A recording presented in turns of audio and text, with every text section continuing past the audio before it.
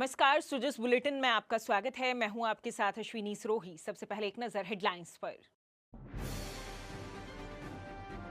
मुख्यमंत्री की अध्यक्षता में हुई राज्य मंत्रिमंडल की बैठक। प्रदेश में कुल 7 संभाग और 41 जिले रखने सहित हुए विभिन्न अहम फैसले। समान पात्रता परीक्षा का स्कोर 1 की जगह 3 साल तक होगा मान्य। प्रदेश में पंचायत समितियों और जिला परिषदों का होगा पुनर्गठन। मुख्यमंत्री ने लिखा, केंद्रीय कृषि एवं किसान कल्याण मंत्री को पत्र। मूंग का खरीद लक्ष्य और खरीद अवधि बढ़ाने से किसानों को होगा फायदा। मुख्यमंत्री श्री भजनलाल शर्मा की अध्यक्षता में आज मुख्यमंत्री कार्यालय में आयोजित की गई राज्य मंत्रिमंडल की बैठक में कई महत्वपूर्ण फैसले किए गए। संसदीय कार्य, विधि एवं न्याय मंत्री श्री जोगाराम पटेल और खाद्य एवं नागरिक आपूर्ति मंत्री श्री सुमित गोदारा ने मंत्रिमंडल में लिए गए निर्णयों की जानकारी मीडिया को दी। बैठक के बाद प्रेस कॉन्फ्रेंस में मंत्री श्री पटेल ने बताया कि पूर्ववर्ती सरकार के कार्यकाल में घोषित किए गए 17 नए जिले और 3 संभाग पाली, सीकर और बांसवाड़ा को निरस्त किया गया है। बालोतरा, ब्यावर, डीग, डीडवाना, कुचामन, कोटपुतली, बहरोड, खैरतल, तिजारा, फलोदी और सलूंबर जिले यथावत रहेंगे। राजस्थान में अब कुल 7 संभाग और 41 जिले होंगे। हमारी सरकार ने तमाम परेशानियों को ध्यान में रखते हुए इस संबंध में समीक्षा करने हेतु जो हमारी समिति बनाई थी, हमारी जो एक्सपर्ट कमेटी बनाई थी, उनकी जो रिपोर्ट आई, उनके आधार पर हमने तय किया है कि नवीन जिलों जो बनाए गए हैं उनको हम नहीं रखेंगे। उन जिलों की अभी आवश्यकता नहीं है और जो हमारे 3 संभाग बने हैं उनकी भी आवश्यकता नहीं है। भविष्य में जब कभी भी सरकार ठीक लगेगी, जनता की मांग आएगी, कभी भी सरकार कर सकती है, इसमें कोई सरकार के ऊपर बंदिश नहीं है। इसलिए मंत्रिमंडल ने इस निर्णय के बाद अब राजस्थान में कुल 7 संभाग ही रहेंगे और 41 जिले ही रहेंगे। बाकी वाले जो उन्होंने बनाए हैं वो नहीं रहेंगे। एक जाते जाते उन्होंने मालपुरा, सुजानगढ़ और कुचामन सिटी 3 जिले और बनाए थे, लेकिन उसकी विधिवत अधिसूचना नहीं हुई थी और न उनका गठन हुआ था। इसलिए इसको भी, चूंकि वो गठन ही नहीं हुआ था, इसलिए इसको भी मंत्रिमंडल ने, सरकार ने मान लिया, इसकी भी आवश्यकता नहीं है। बाकी जिले यथावत रहेंगे। सरकार पूरा कोशिश करेगी कि हमारे जिले प्रशासनिक दृष्टि से सुदृढ़ता से कार्य करे, जनहित में कार्य करे, हमारी बजट घोषणाओं, सरकार की योजनाओं को जनता तक पहुंचावे और इसमें किसी तरह की कोई विवाद नहीं रहे। भविष्य में भी समय अनुकूल हम इस संबंध में और भी निर्णय लेंगे। ऐसी स्थिति में ये जो हमारा जिलों के पुनर्गठन का जो विषय था, वो आज इस समय मंत्रिमंडल समिति ने, हमारे मंत्रिमंडल में निर्णय लिया गया है कि नवीन जो जिले बने थे वो नहीं रहेंगे और जो 3 नए संभाग बने थे वो नहीं रहेंगे। 8 जिले रखे जा रहे हैं। 8 जिलों में ये अपने हैं: बालोतरा, ब्यावर, डीग, डीडवाना, कुचामन, कोटपुतली, बहरोड 5, खैरतल, तिजारा 6, फलोदी 7 और सलम्बर 8।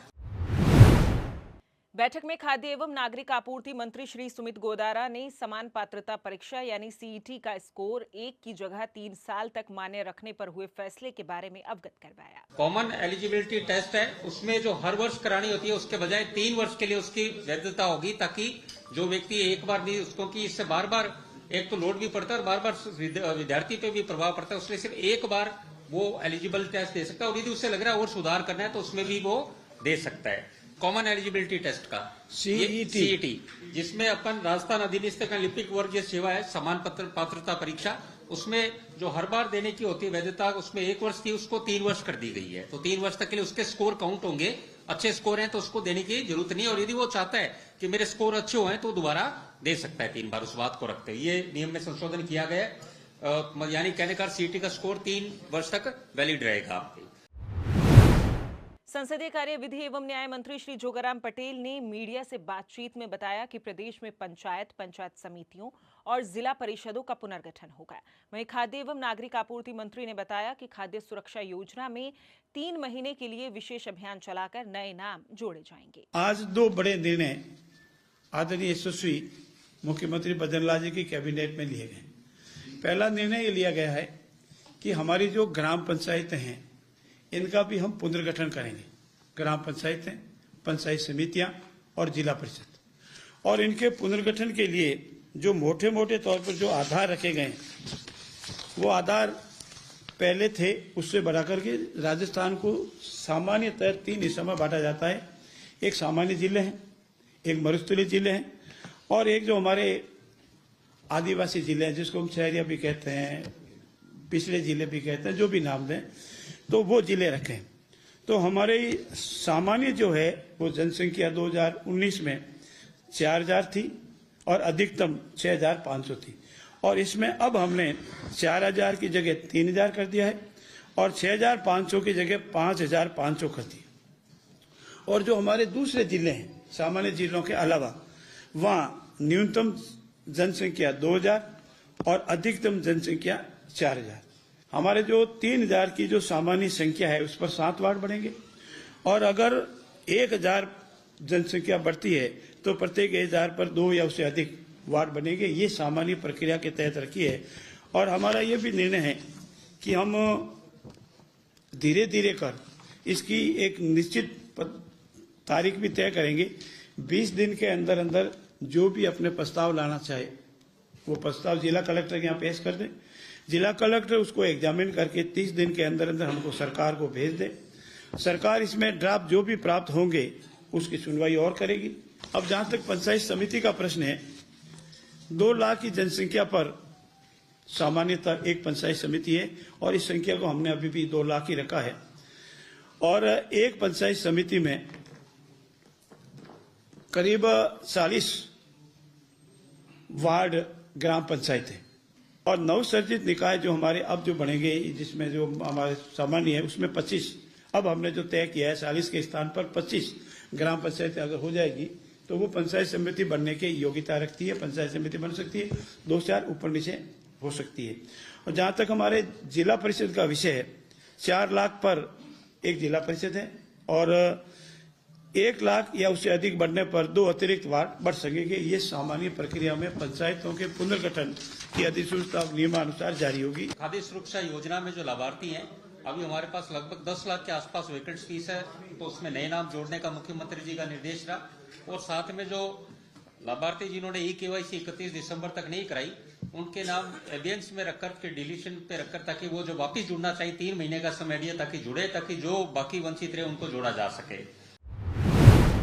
वहीं मुख्यमंत्री श्री भजनलाल शर्मा ने आज मुख्यमंत्री निवास पर कोटा संभाग के सभी मंत्रीगण और विधायकों के साथ बैठक ली। इस अवसर पर क्षेत्र के विकास कार्यों, जन कल्याणकारी योजनाओं की प्रगति और आगामी परियोजनाओं पर विस्तृत चर्चा की गई। साथ ही संभाग की प्रमुख समस्याओं और उनके समाधान पर भी गहन विमर्श किया गया। मुख्यमंत्री श्री भजनलाल शर्मा ने राज्य के किसानों के हित में मूंग की खरीद लक्ष्य को बढ़ाने सहित खरीद अवधि को भी 5 फरवरी तक बढ़ाने के संबंध में केंद्रीय कृषि एवं किसान कल्याण मंत्री श्री शिवराज सिंह चौहान को पत्र लिखकर अनुरोध किया है। श्री शर्मा ने राज्य में असमय हुई वर्षा और भौगोलिक परिस्थितियों को ध्यान में रखते हुए मूंग खरीद के लिए गुणवत्ता मापदंडों में शिथिलता प्रदान करने के लिए भी केंद्रीय कृषि एवं किसान कल्याण मंत्री को पत्र लिखा है। इससे अधिकाधिक किसानों से मूंग की खरीद सुनिश्चित होने के साथ ही उन्हें आर्थिक राहत मिलेगी। राजस्थान लोक सेवा आयोग द्वारा वर्ष 2025 के जनवरी से दिसंबर माह तक आयोजित होने वाली विभिन्न प्रतियोगी परीक्षाओं का प्रस्तावित कार्यक्रम जारी किया गया है। कार्यक्रमानुसार जनवरी से दिसंबर माह तक 31 भर्तियों के अंतर्गत कुल 162 परीक्षाओं का आयोजन किया जाएगा। इसमें आयोग द्वारा 210 प्रश्न पत्रों की परीक्षाओं का आयोजन 80 दिनों में किया जाएगा। आयोग की परीक्षाओं के संदर्भ में विगत समय से अभ्यर्थियों की अपेक्षा रही है कि संघ लोक सेवा आयोग की भांति राजस्थान लोक सेवा द्वारा भी भर्ती परीक्षाओं का कैलेंडर जारी किया जाए, ताकि परीक्षार्थियों को परीक्षा की तैयारी के लिए समुचित समय मिल सके। इसी के दृष्टिगत आयोग द्वारा परीक्षा की प्रस्तावित परीक्षा दिनांक विज्ञापन के साथ अथवा कुछ समय के बाद ही जारी करते हुए नियत कार्यक्रमानुसार परीक्षाओं के आयोजन का प्रयास किया जा रहा है। इसी क्रम में आयोग द्वारा वर्ष 2025 में प्रस्तावित परीक्षाओं के कार्यक्रम में 10 भर्ती परीक्षाओं की पूर्व में प्रस्तावित दिनांक में संशोधन और 7 अन्य भर्ती परीक्षाओं की प्रस्तावित परीक्षा तिथि को सम्मिलित किया गया है। उक्त सभी परीक्षाओं का विस्तृत कार्यक्रम यथासमय जारी कर दिया जाएगा।